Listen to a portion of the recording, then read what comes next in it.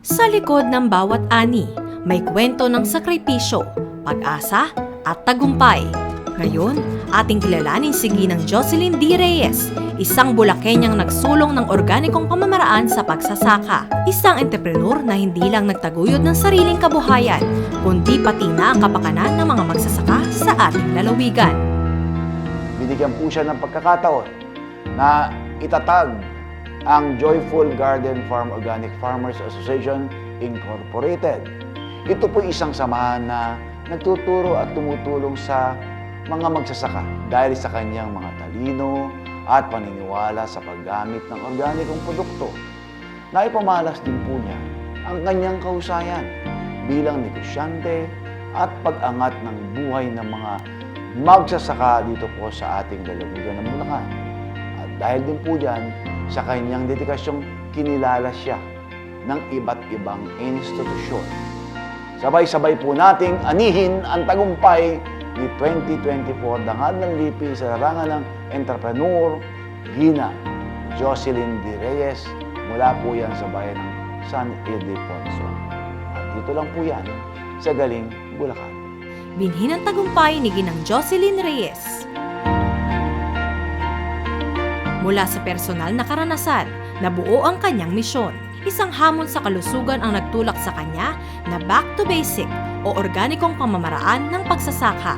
Kaya gusto ko talagang isulong at itaguyod ang paggamit ng mga organikong pamamaraan. Napakalaking tulong po sa ating mga pamilya, kalusugan, sa ating environment. And of course, ay makakatulong din po sa ating mga magsasaka. Isa sa mga number one ko po talaga na inspirasyon ay makikita mo na marami po sa ating mga mamamayan na gusto rin pong mag-organic, no? So, kailangan lang talaga isa sa buhay. Ngunit hindi naging madali ang kanyang paglalakbay.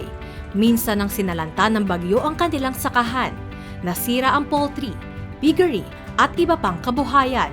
Ngunit sa kabila nito, nanatili siyang matatag. So nung time na yun na nawala po yun, na destroy po yung mga building, talagang napakalaking kawalan sa amin. Pero by the grace of God, pinakita niya kung paano siya katapat. Tuloy-tuloy lang sa buhay at umahon para makaahon. Bilang leader ng organic agriculture sector, siya ay nagsilbing inspirasyon. Sa pamamagitan ng Joyful Organic Farm School, nagtuturo siya ng TESDA accredited courses mula sa agro-entrepreneurship hanggang organic agriculture production. Isa sa mga mission and vision ng Joyful is tulungan po natin yung ating mga millennials at yung ating mga farmers na gustong matuto sa organic para po magiging future natin na papalit po doon sa ating mga farmers na talagang kailangan na po mag-retire. Dahil sa kanyang dedikasyon, tumanggap siya ng maraming pagkilala. Outstanding Organic Practitioner, Outstanding Rural Woman, Top Grower sa likha ng Central Luzon